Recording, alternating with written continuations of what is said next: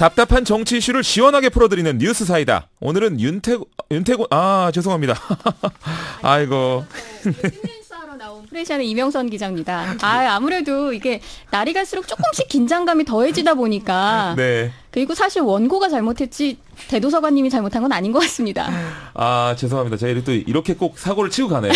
제가 이 사고만 안 치길 바랬는데 제가 이명선 기자님 들어오는 동안에 인사드리느라 대본을 안 교체하고 이렇게 가만히 있었어요. 그러다가 바로 봤네요.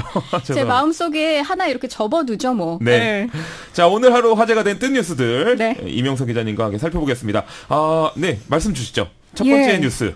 사실 어제 오늘 사건 사고 뉴스를 계속 전해드리게 됐는데 봉화 면사무소의 총기 사건이 오늘 많은 이들의 관심을 끌었습니다. 예, 저도 봤습니다. 네, 70대 김 씨가 오늘 오전 7시께 파출소에서 엽총을 출고한 뒤에 인근 사찰을 들러서 승려 1명을 저격했고요.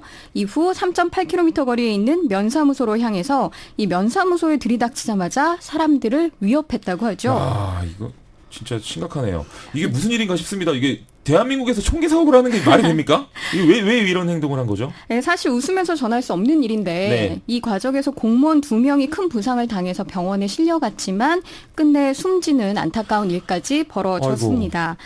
아직 경찰이 김 씨의 범행 동기를 조사 중에 있기 때문에 도대체 왜 이런 일을 벌였는지 알 수는 없는데요. 다만 마을 주민들에 따르면 김 씨가 이웃과 상수도 문제로 다툼을 벌였다고 합니다. 네 가구가 하나의 상수도를 사용했는데 올 여름 폭염과 가뭄이 반복되면서 갈등이 있었던 것으로 알려졌습니다. 이게 무고하게 생명 잃으신 분들도 있어서 너무 안타깝네요. 어제 전해주신 과천 토막살인 사건, 그 용의자가 검거가 됐다는 뉴스도 있던데요. 네, 경찰이 오늘 오후 4시께 용의자인 30대 남성 A씨를 서해안 고속도로 서산 휴게소에서 붙잡았습니다. A씨는 살인 및 사체 유기 혐의에 대해서 인정한 것으로 알려졌는데요. 경찰은 현재 자세한 사건 경위를 조사하고 있습니다. 네, 일단 경찰 조사를 지켜봐야겠군요. 다음으로 살펴볼 뜬 뉴스는요? 학력 위조, 사유재산 소유, 숨겨둔 처자 등 각종 의혹에 휩싸였던 대한불교 조계종 총무원장 설정 스님이 종단의 탄핵 확정 하루 전 자진 사퇴했습니다. 오늘 오후 1시에 긴급 기자회견을 열었는데요. 이 자리에서 잘못된 한국 불교를 변화시키기 위해 종단에 나왔지만 뜻을 못 이루고 산중으로 되돌아가야 할 것 같다며 수덕사로 발길을 돌렸습니다. 이거 엄청나네요. 그간의 의혹에 대해서도 입장을 밝혔습니까? 학력 위조 의혹에 대해서는 사과했습니다. 하지만 다른 의혹에 대해서는 강하게 부인했는데 그런 일, 즉 사유재산과 숨겨둔 처자식이 있다면 오늘 이 자리에 나오지도 않았다라는 말을 했습니다.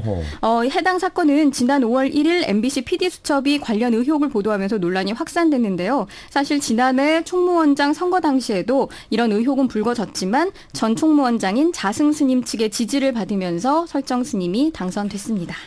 말 많고 탈 많았던 조계종 사태인데요. 과연 이번 퇴진으로 논란이 정리가 될지 알 수가 없군요. 자, 그럼 마지막 뜬 뉴스 전해주시죠. 축구 관련 소식인데요. 거스 히딩크 감독이 3년 계약으로 중국 21세 축구대표팀 감독에 올라 오는 9월부터 평가전을 지휘할 것이라는 중국 현지 보도가 나왔습니다.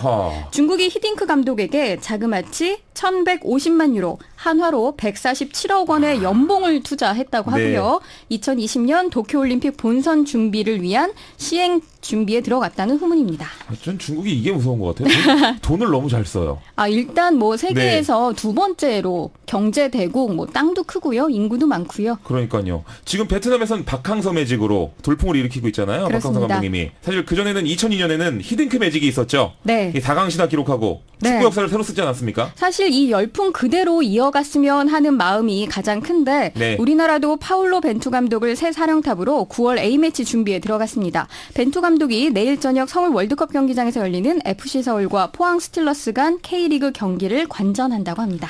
네, 스포츠 소식 계속 이어가 볼까요? 한국은 아시안게임 6회 연속 종합 2위 달성을 목표로 하고 있는데 현재 중국, 일본에 이어서 3위라고요? 그렇습니다. 21일 오후 6시 30분을 기준으로 금메달 5개, 은메달 10개, 동메달 11개로 종합 3위입니다. 그리고 북한은 금메달 4개, 은메달 1개, 동메달 2개로 인도네시아에 이어서 종합 5위를 기록하고 있습니다. 지금 금강산에서는 남북 이산가족 상봉이 진행 중인데요. 한국에 이어 북한까지 메달 순위 5위권이라니 기분이 남다릅니다. 특히 어제 펜싱 여자 풀레레 전희숙 선수가 목에 건 금메달이요. 한국이 아시안게임에서 얻은 700번째 금메달입니다. 700번째요? 네. 야, 이거 엄청난데, 진짜. 그러니까 금메달을 그동안 700개를 저희가 획득했다는 건데 1954년 필리핀 마닐라에서 열린 제2회 아시안 게임을 시작으로 2014년 인천 아시아 게임까지 총 696개의 금메달을 획득했고 이번 대회에서 추가하면서 현재까지 통산 701개의 금메달을 목에 걸었습니다. 네, 태극 전사들 정말 대단합니다. 오늘의 뜬뉴스 여기까지 보겠습니다. 감사합니다. 이명성 기자 고생하셨습니다.